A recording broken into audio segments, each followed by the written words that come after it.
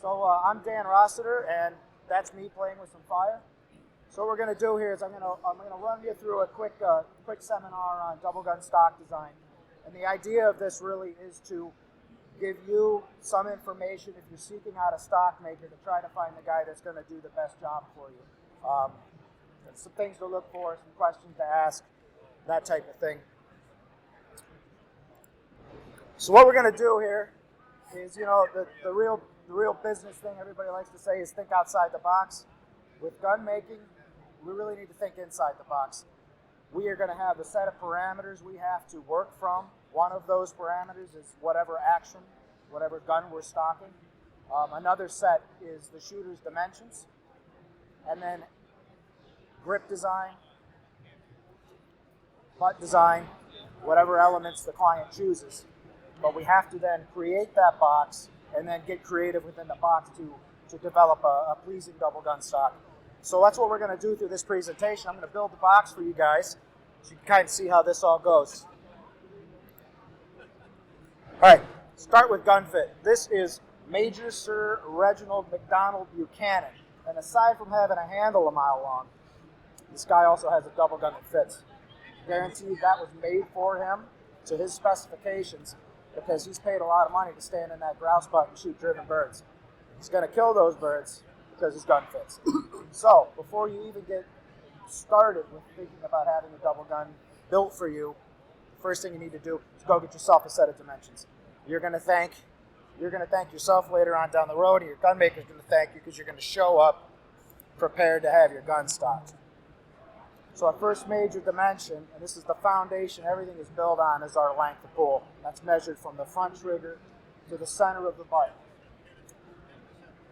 That length of pull is so important. It's also slightly variable at the same time. But as you can see, this stock is short for me. I'm right up here at the front of the comb.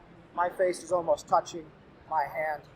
You want your face somewhere back in the center of this. And that's going to allow you to then take advantage of the other dimensions that we're going to talk about in a second.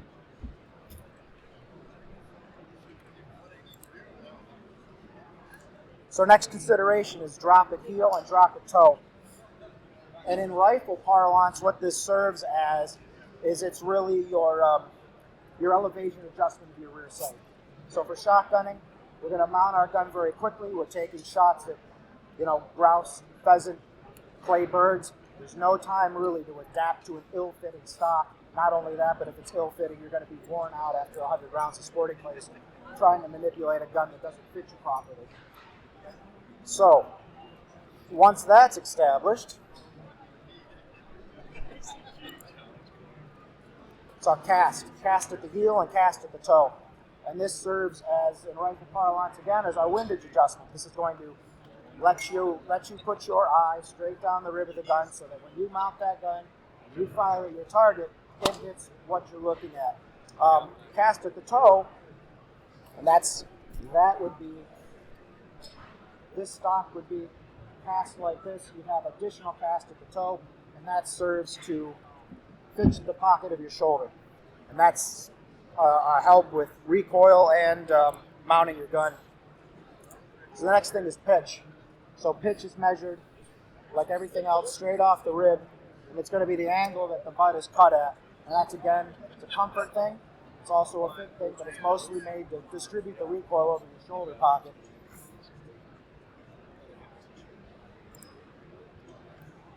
So we've got our dimensions down, so we've got our first set of parameters. The next thing is to try to figure out what grip you want on your gun.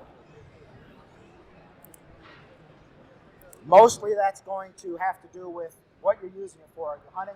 Are you target shooting? Are you shooting walked up pheasants? Or are you shooting grouse? All these things come into play here. So our definition of our grip here is the depth of grip that's usually measured from the rear of the trigger guard to, usually on a bull rifle, would be the front of the grip cap. Here on this bag grip, that's kind of debatable where that point is. But that's kind of your definition of depth of grip there. So, and this is, take a quick quick talk about verbiage here. Everything I'm gonna talk about is gonna be in English terms, rather English like American terms rather than British. But this is a full pistol grip. It's typically quite tight. Usually works better with single trigger guns. On a double trigger gun that's a full pistol grip, it can be, depending on the size of your hands, more difficult to transition from one trigger to the next. So if you had a double gun and it had a single trigger and you wanted to use this primarily for targets, excellent grip design to go with. If you have a double trigger gun and you want a versatile grip, something that's going to handle very quickly, also provides you the control, nearly the same control of a full pistol grip, you might want to consider a semi-pistol grip. This is going to be more open. It will allow you to transition quickly from triggers to triggers. It also helps the gun handle a little faster as far as the mounting goes in the grouse woods or on a pheasant hunt. Prince of Wales grip is kind of a tweener. It's really a hybrid between a pistol grip design and a straight grip. You don't see this a lot in this country. It's fairly popular in Britain. And it's very fast to handle. It handles almost like a straight grip does, provides you a little bit more control. And the only thing about it is, the only drawback, depending on the action you're going to put this Prince of Wales grip on, sometimes it can look a little gooseneck. It can be quite long. Some of your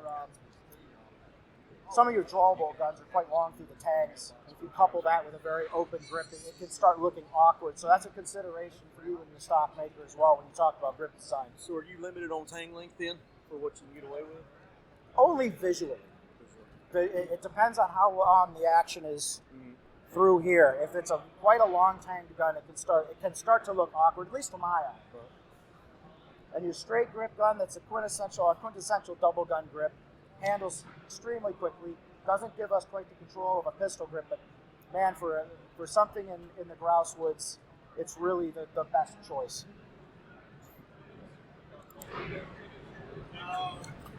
So we got our grip, we have our stock dimensions, we'll talk about stock transition, and this is where some of the art starts coming in. So our toe line. This toe line, typically, both on double guns and single shot rifles and bolt rifles, one of the most pleasing lines is to have this imaginary line carried up through the arc of the grip. And I will show you what I mean. This is a 12 gauge Fox I stocked a couple years ago. 12 gauge Foxes are quite heavy through the frame. They kind of handle like a farm implement rather than a fine double gun. They're a little bulky, so when I stock one of these, I try to trim them down as much as possible and take some of that bulk out of the stock. One of the things I do is I move the toe line higher. Now this is even higher than our last picture. This comes out somewhere around, right about there. This really trims the stock profile down, and it makes it much more visually pleasing. This is an LC Smith. I believe that was a specialty grade I did a few years back. Now, Smith had some of their stocks at quite a low toe line. You can see how bulky the stock is through here. Now, this was supposed to be a historically correct restock, so we kept it that way. That's what Smith did. That's what the client wanted. That's what I did. But you can see the comparison from here to here, how much bulk that adds. That's a consideration, something to talk about with your stock maker. Make sure he's got a visual on that. Another transition from our action. We've got our wide action here. We have to get to our grip. And how are we going to do that in a pleasing way? Parker, they used a combination of a tapered action for tapered stock panels and drop points to make their transition. And each one you can see this is about a 5-degree taper on most Parkers from what I've seen. And then you can see the drop point right here tapers at an increasing rate to make a pleasing transition from the action to the grip. Now Fox guns, because they have a wide tang back here, you can't taper them quite as quickly. Foxes, I usually put about a 3-degree taper on, and then you kind of have to sweep them up. And again, that's a bit of a limitation of that action, but you can still make it look nice. Now the Brits, on their box lock, they were smart. They're smarter than we were. They actually start their taper in the metalwork and continue it on through out the stock panel to get to the grip. This is very smart. This allows everything to flow very quickly. On our typical side locks, drop points are really the finest way to make that transition. Not everybody that made a side lock used them, and you've probably seen them many times and thought they were just a really neat carving, a neat little design feature, but they also serve the purpose to make that transition. They're tapered quite heavily. If you look at this Parker that we had on this screen earlier, you can see how that taper works. On a side lock, they taper even quicker to make that transitional point.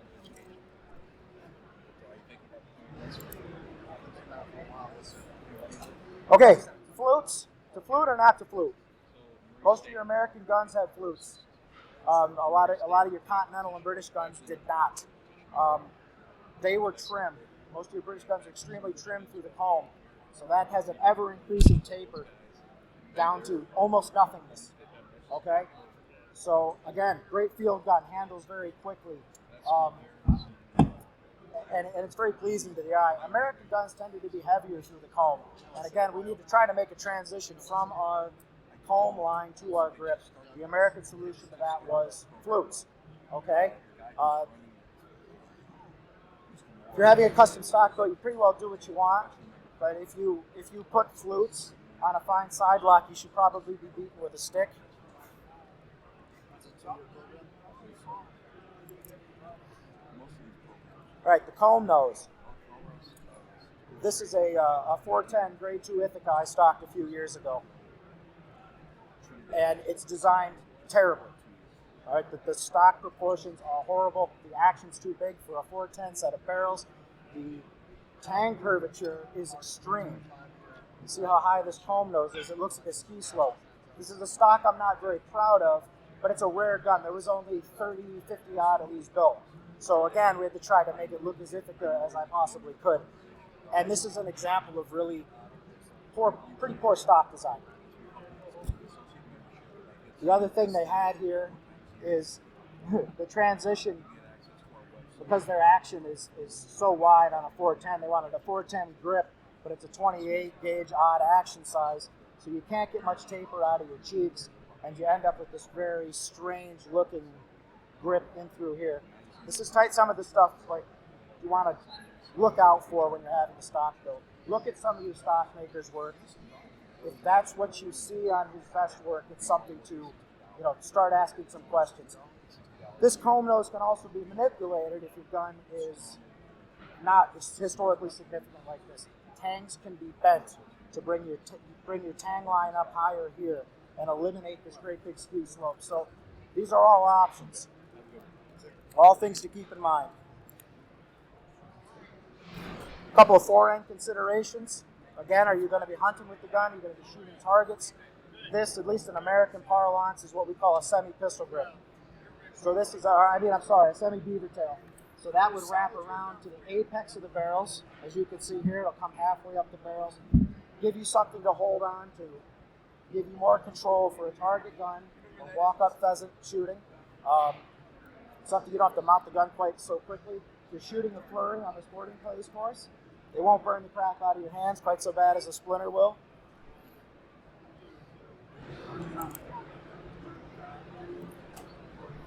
Here's another photo of that semi-beaver tail and the Splinter.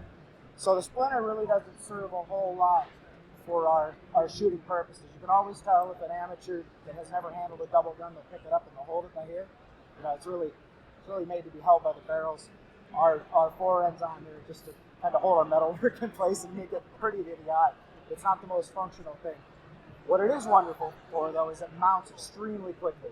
So again, in the tight grouse woods, Vermont, wherever, it's really the only choice, in my opinion. It's a very fast handling. This is excellent on the clays course, however.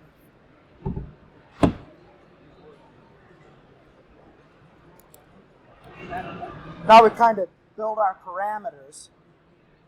This was an AH Fox that we restored and did a big upgraded stock job on for a client a few years back.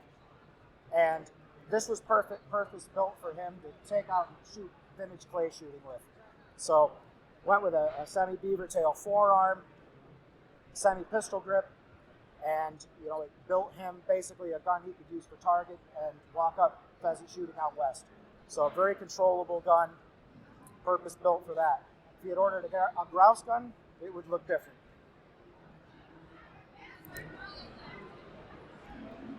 So you approach your stock maker about double gun stocking. Just remember, you got to build that box. He should walk you through this. You should have an idea of what you want to accomplish. Provide your dimensions. Determine the primary function of your gun. What are you going to use it for? Consider what grip you want and the forend design. And he'll have somewhere to go with you. He should be able to sketch you up a full drawing of what this would look like, so you both know how to proceed down that road. So if you need to reach me in the future, my business cards are on the table. I'm being hired by Griffin & Howe, and give us a call, and we certainly will be happy to help you if we can. Thank you very much.